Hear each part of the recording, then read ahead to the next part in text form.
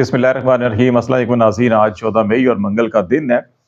3 बड़ी अहम खबरें हैं जिन पे हम बातचीत करेंगे। एक तो इमरान खान ने गुज़श्ता रोज़ अनाउंसमेंट की थी कि वो आर्मी चीफ सैयद आसिम मुनीर को ख़त लिखेंगे, और इस ख़त के अंदर वो क्या लिखेंगे ये बड़ी अहम बात है। और वो सैयद आसिम मुनीर को ख़त क्यों लिखेंगे, इस ख़त के मुतवक्के मंदरजात क्या हो सकते हैं। हमने मुख्तलिफ जो पार्टी रहनुमा हैं जो जेल में आते जाते रहते हैं, इमरान खान साहब से मुसलसल राब्ते में मुलाकात करते हैं, कुछ उनसे भी बातचीत की है और बड़ी इंटरेस्टिंग चीज़ें हैं जो मुतवक्के तौर के ऊपर उस ख़त में लिखी जा सकती हैं, वो आपसे हम शेयर करेंगे। और दूसरा बड़ा अहम मामला जो है कि वो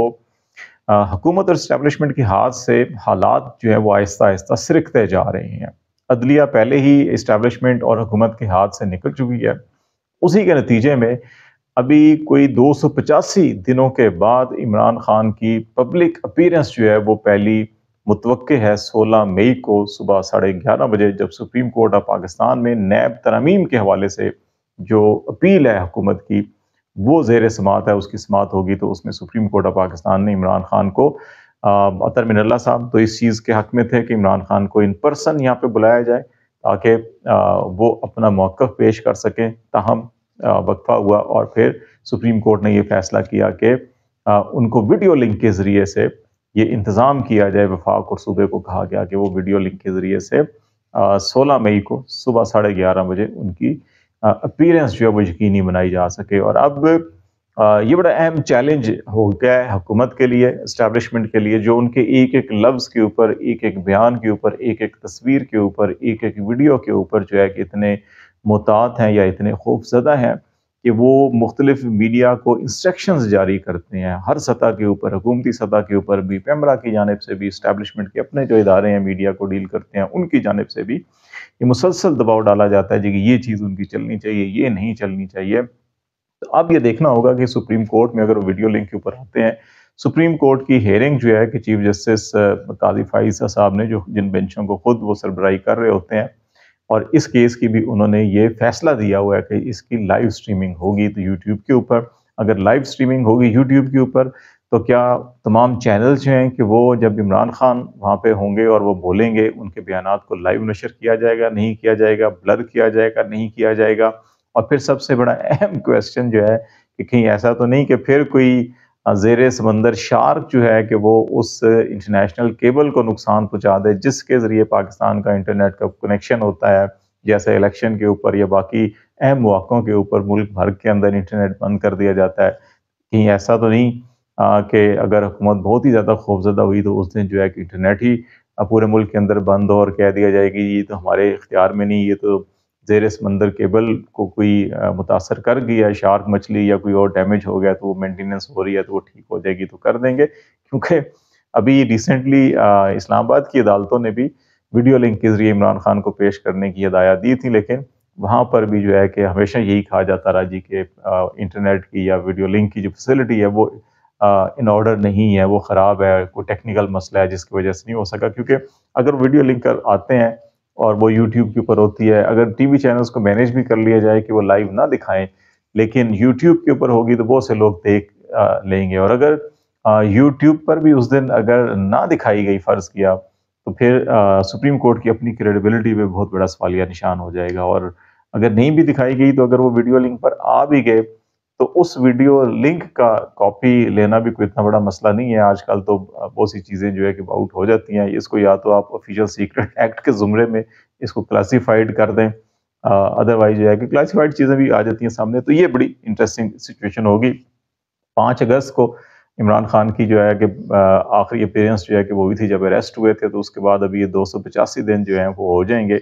16 मई को। तो देखते हैं कि ये दिन होते हैं या नहीं होते। लेकिन इस सारी सिचुएशन के अंदर एक और जो बड़ी अहम डेवलपमेंट हुई जो हम इसी कोर्ट से मुतल्लिक आपसे शेयर करना चाह रहे हैं कि अदलिया के ऊपर मुसलसल दबाव की खबरें आ रही थी। इस्लामाबाद हाई कोर्ट के जजेस ने ख़त भी लिखा और अभी 2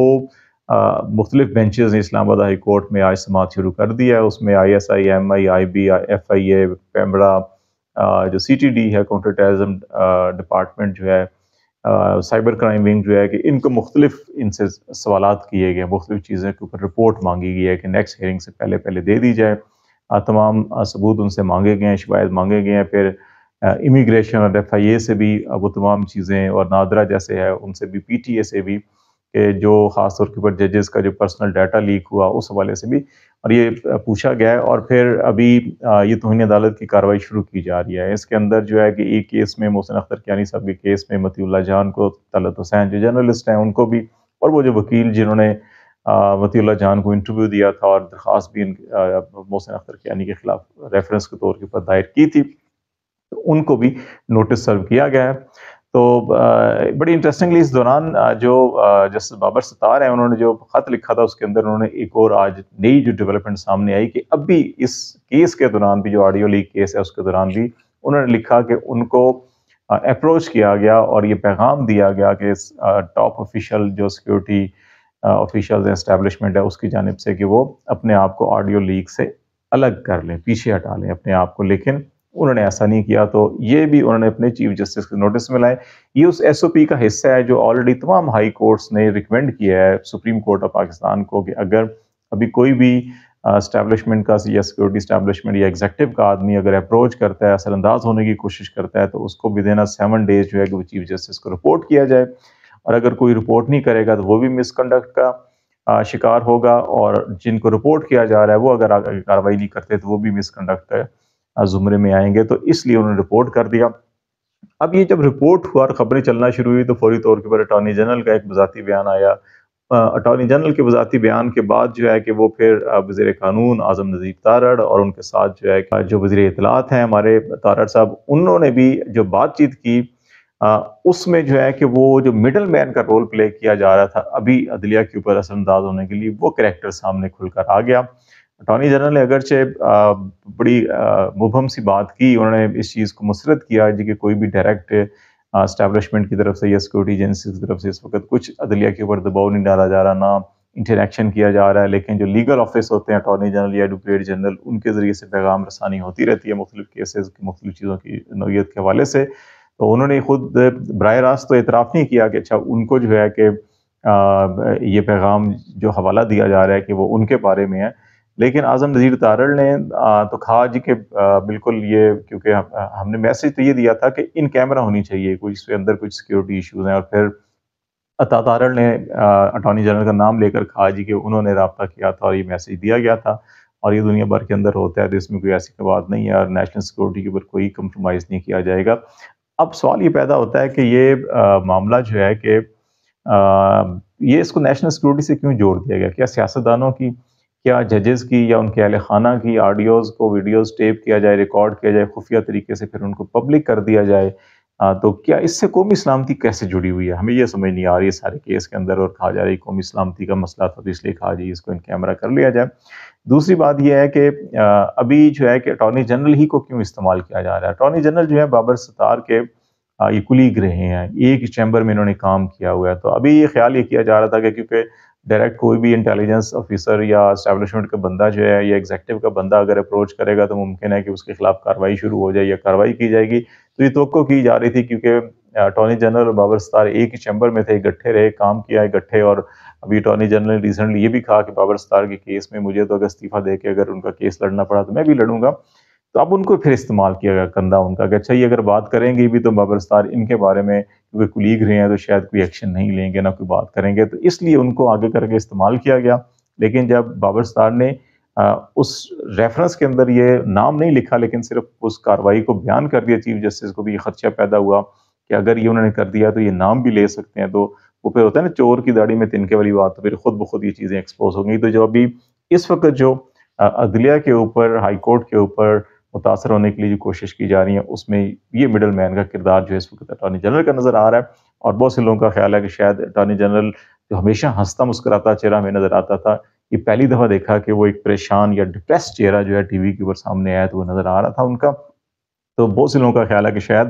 وہ اگلے چند دنوں کے اندر جو ہے کہ وہ ریزائن بھی کر دیں، یہ بھی بات ہو رہی ہے۔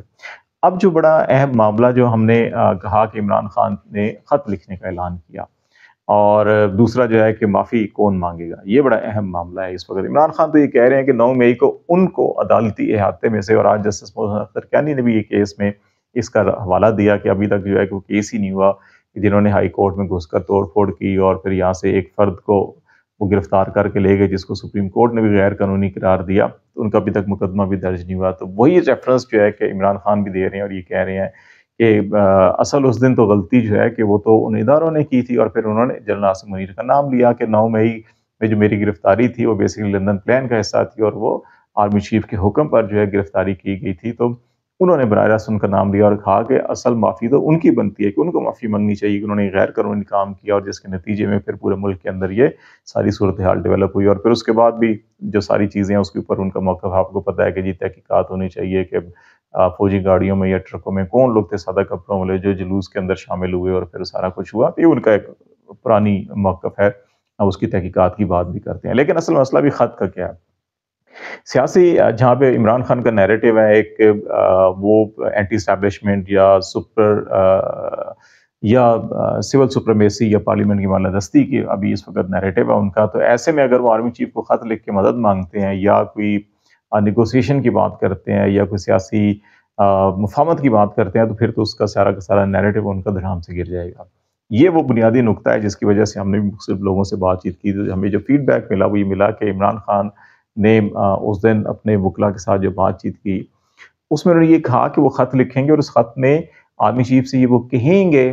کہ وہ اپنی فورسز کو یا آئی ایس آئی کو یہ جو پولیٹیکل مینوورنگ ہو رہی ہے، پولیٹیکل انجینئرنگ ہو رہی ہے، اس کے اندر مت ملوث ہونے دیں مزید آگے۔ اگر یہ سلسلہ جاری رہا تو اس کے بعد جو ہے کہ اداروں کی کریڈیبلٹی جو ہے کہ اس کے اوپر بہت بڑا سوالیہ نشان ہوگا، اور اگر اداروں کی کریڈیبلٹی بالکل ہی ختم ہوگی جو پہلے ہی بڑی شیکی ہے اور آلموسٹ لوگ اعتبار نہیں کرتے، تو ایسے میں یہ اداروں کی تباہی اور بربادی کا سبب بنے گا۔ تو اس کو روکنے کے لیے جو ہے کہ فوری طور کے اوپر جو ہے کہ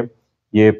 حکم جاری کریں اور اس کی جو ہے کہ ذمہ داری قبول کریں اور اپنا کردار ادا کریں۔ اس سے ہٹ کر وہ کوئی بھی پولیٹیکلی یا کوئی اور مفاہمت اس چیز کی کوئی بات نہیں کریں گے۔ تو یہ اس وقت جو ہے کہ ہمیں ایک انفارمیشن ملی جو ہم نے آپ سے شیئر کی۔ اب دیکھتے ہیں کہ 16 مئی کو عمران خان کو پیش کرتے ہیں یا نہیں کرتے، اور باقی معاملات کیسز کے آگے کیسے بڑھیں گے۔ لیکن اس وقت انڈیکیشن ایسی نظر آ رہی ہیں کہ جب سے عدلیہ اپنے قدموں پہ کھڑی ہوئی ہے اور تھوڑا سا سٹینڈ لینا شروع کیا ہے، تو چیزیں جو ہیں کہ وہ کہیں نہ کہیں سموتھلی کسی نہ کسی رائٹ ڈائریکشن کی طرف بڑھ رہی ہیں۔ لیٹس سی، دیکھتے ہیں کیسے ڈیولپمنٹ ہوتی ہے۔ آج تک کے لیے اتنا ہی۔ خالد جمیل کو اجازت دیجیے، اللہ حافظ۔